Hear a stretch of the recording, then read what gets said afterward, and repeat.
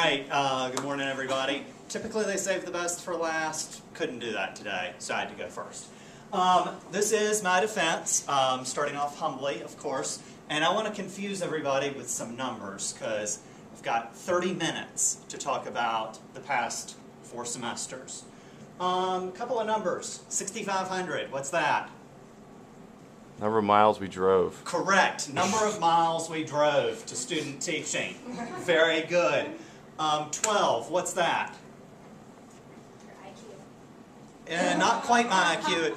Number of pounds of coffee I brewed to get through this semester. Let's see, 900. That's actually the number of panic attacks Ryan gave Liz this week. And about 800 that he gave me.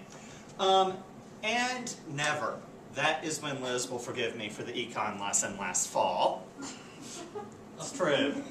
Well, I was trying to think of a couple of different ways to talk about what I've done over the past couple of semesters and thought about the different tools that we used throughout the semester. About 25 minutes to tell you about literally hundreds of pages of things that I've done and experiences that I've had.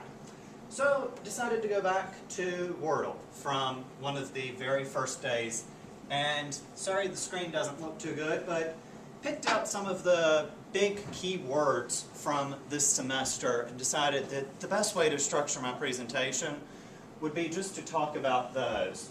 One of the big ones, the one that actually shows up, school, lesson, right here you can't see it, but student. Thanks. It's a little bit better. Wanted to talk about students. Students are really what matters at the end of the day. And it's what we've all gone into education about. And they've really made this experience for me, myself as a student as well as everybody else. Thinking, what I did to get the Wordle was I dumped everything from my portfolio, documents, artifacts, everything. It was about 150 pages worth of stuff to get that, and students came out as by far the most important word, used somewhere in the neighborhood of 800 times when I did the breakdown. So they must be important or something. Couple of, I guess, points to talk about and things that I learned about working with students this year. They're not all like me, and they're not all like any of us. These aren't the little social studies nerds or the little English nerd, as the case may be. These are the students that don't necessarily care. They're the students that you have to motivate. They're the students that you really have to seek out to be able to reach because they don't care like we cared when we were in school. It's something that definitely took me some time to figure out. Early coursework, when I was doing stuff as far as making lesson plans, and this was last year before I had Dr. Hicks's class, really focused more on the abstract. It was like, design this lesson plan for these hypothetical students that you've never actually worked with and it's been 5 years since you've been in school. Yeah, some of the lessons that I've made over the past couple of years, luckily education's really formative, or they should have kicked me out for some of the lesson plans I made. I've got one of the standards that I want to show off my electronic portfolio to talk about students is in task 5. And this is the standard that has to do with active engagement, promoting social interaction, and student motivation. I've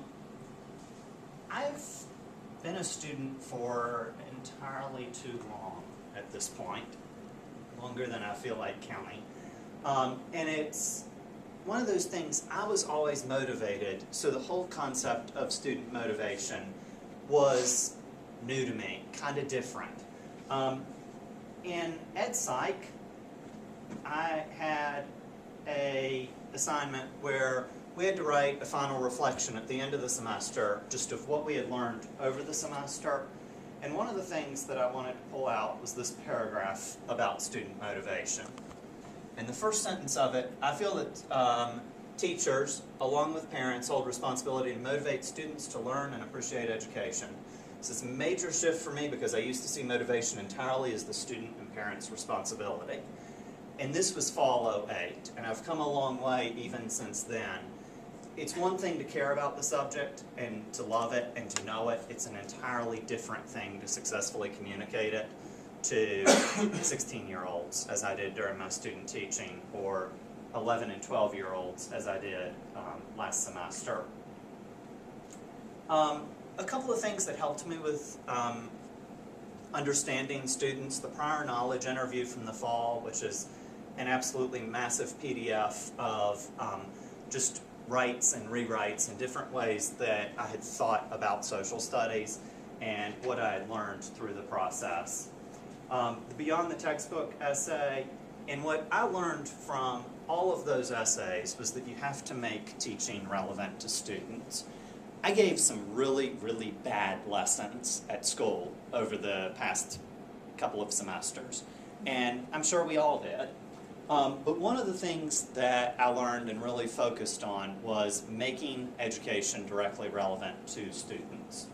And what I did, this lesson right here, the Cars and You, was to take something that students were already interested in, take the standards of learning that I needed to work with, and teach about everything post-World War II in terms of the car, something that my students, 16 and 17-year-olds, really appreciated this past semester.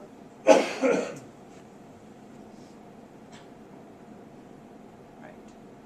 Lessons. We spent a lot of time writing lessons, and some of them, like I said, at least my initial artifacts, some of my initial lessons weren't very good. I didn't have very good questions, and I didn't do a very good job of answering them. During the semester, that was a really close call.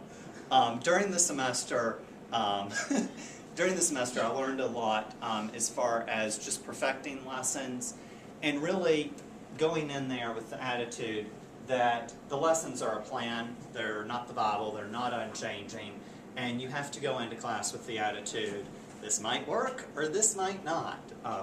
There were a lot of times that I had to regroup in between classes. Last semester when I was co-teaching with my cooperating teacher, and then this semester when I had my own classroom, to just be like, wow, that really didn't work. And go back, and I think I learned just as much from the lessons that didn't work as the ones that did.